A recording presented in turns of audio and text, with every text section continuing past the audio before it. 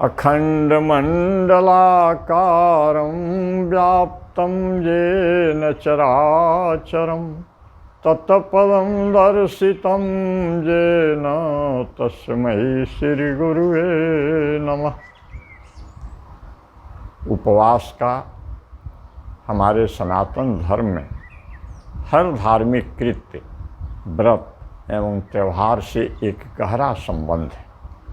स्वास्थ्य विज्ञानी भी समय समय पर असाध्य रोगों के इलाज के लिए उपवास चिकित्सा कराते हैं। प्राकृतिक चिकित्सा के जानकार भी समय समय पर असाध्य रोगों के इलाज के लिए उपवास का सहयोग लेते हैं।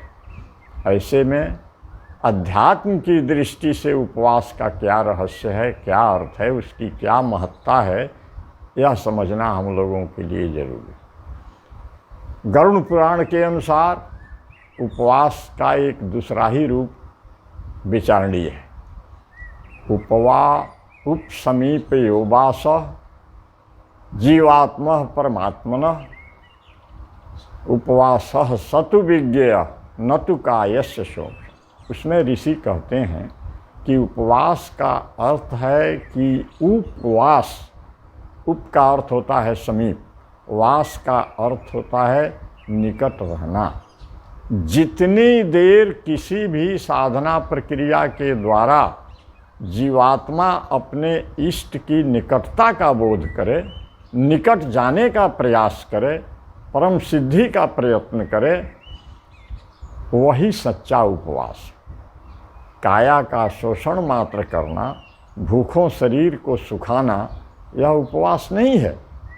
श्री कृष्ण ने गीता में भी कहा है कि हे अर्जुन, नाना प्रकार के कष्टप्रद तपों की साधना करके ये मूढ़ लोग बिना जाने, बिना विचार किए मुझ अंतर्जामी को ही तो कष्ट देते हैं ना, क्योंकि मैं सभी प्राणियों के हृदय में अंश रूप से स्थित हूँ। तो उपवास के इस रहस्य को समझ करके हमें आध्यात्मिक साधना प्रक्रिया में आगे बढ़ना हो। चाहे हम जिस भी पद्धति से साधना कर रहे हैं, अपने इष्ट के प्रति समर्पित होना, निकट जाने का प्रयास करना, निकटता का बोध करना और उसके लिए प्रयत्नशील होना ही सच्चा उपवास। और हमारी माताएं बहनें जो भी व्रत करती हैं, हम लोगों के यहाँ धर्मशास्त्रों में किसी भी व्रत का विधान है, उसमें उपवास का अप्रतिम महत्व है। एक साधारण सामान्य सत्यनारायण व्रत की कथा सुननी हो तो भी कम से कम आधे दिन का उपवास करना पड़ता है। माताओं बहनों के लिए तो हरितालिका व्रत में, जीवित पुत्रिका व्रत में जल तक नहीं पीने का विधान है। बहुत लोग नवरात्र में 9 दिन व्रत रह करके, उपवास रह करके साधना करते हैं, शक्ति संचय करते हैं। उपवास का यह मतलब नहीं है कि दिन भर आपने उपवास किया और शाम को बिल्कुल गरिष्ठ भोजन किया। एकादशी के व्रत वालों को मैंने देखा है कि एक दिन का एकादशी का व्रत किया, फलाहार रहा, और दूसरे दिन पकौड़ी, छनी हुई चीज़ें, गरिष्ठ भोजन करते हैं। यह स्वास्थ्य के लिए इतना हानिकर है कि किसी चिकित्सक से समझ लीजिए कि दिन भर उपवास रहने के बाद जो गरिष्ठ भोजन आप करते हैं, छना हुआ, भुना हुआ, तेल वाला, वह कितना नुकसान आपके स्वास्थ्य के लिए करता है। तो उपवास करने वालों को साधनामय बनाना होगा। इंद्रियों को उपवास कराइए। अध्यात्मवेता कहते हैं कि शरीर को भूखों मारने से कुछ नहीं होगा। इस्लाम धर्म में 30 दिन तक रोज़ा रखने का विधान है, जिसमें दिन में इस्लाम धर्मावलंबी पानी तक नहीं पीते, लेकिन उनका मन दिन भर शाम के इफ्तार में क्या क्या खाएंगे इसी का चिंतन करता रहता है, इसी की तैयारी करता रहता है। इसे उपवास के अंतर्गत माना ही नहीं गया है। उपवास का अर्थ है कि शरीर को भूखा कम रखिए, अपने स्वास्थ्य के अनुकूल फलाहार कीजिए या रसाहार कीजिए, लेकिन सबसे ज़रूरी है अपनी ज्ञानेंद्रियों का उपवास कराना। ज्ञानेंद्रियों को जब तक हम उपवास नहीं कराएंगे, उनको उनके आहार से नहीं रोकेंगे, तब तक हम आध्यात्मिक साधना में सफल नहीं हो सकते। हमारी वाणी, हमारी आँखें, हमारे कान, हमारी त्वचा, क्या हम इन्हें उपवास कराते हैं?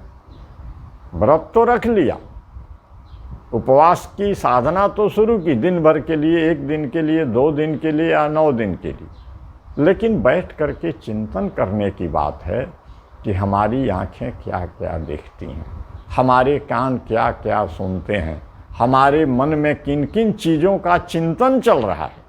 यदि शरीर को उपवास करा रहे हैं और मन से दूसरे किसी के विषय में अनिष्ट चिंतन कर रहे हैं, तो यह तो उपवास का कोई अर्थ नहीं हुआ। उपवास यानी आपकी सारी ज्ञान इंद्रियां और आपके मन को अपने इष्ट देव में लगना चाहिए, उनके समीप होना चाहिए, उनके निकट होना चाहिए। यह है सच्चा उपवास। और व्रत का तो अर्थ है संकल्प लेना।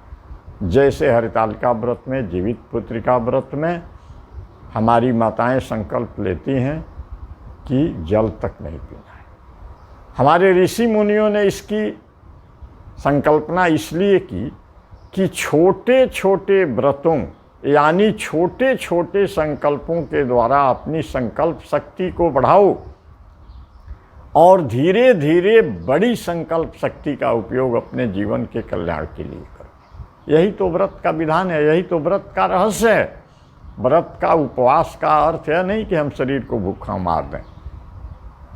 इंद्रियों का उपवास कराइए, मन को उपवास कराइए, और प्रतिदिन संभव हो तो हफ्ते में 1 दिन या छोटे छोटे संकल्प, जैसे अपनी किसी एक बुराई को लिया और हमने संकल्प किया कि 2 घंटे तक यह कार्य नहीं करेंगे, किसी की निंदा चुगली नहीं सुनेंगे। ऐसे छोटे छोटे संकल्पों के द्वारा हम अपनी संकल्प शक्ति को बढ़ावें, उपवास और व्रत के रहस्य को समझ करके अपने जीवन की सुंदर बनावें, विचारशील बनावें और अध्यात्म में आगे बढ़ें। धन्यवाद। और यदि यह वीडियो आपको पसंद आए तो मेरा YouTube चैनल आध्यात्मिक जीवन को सब्सक्राइब कर लें और घंटी बजाना न भूलें, ताकि अगले वीडियो आप तक पहुंचते रहें। मेरा संपर्क नंबर है 82 940 91 494, 82 940 91 494।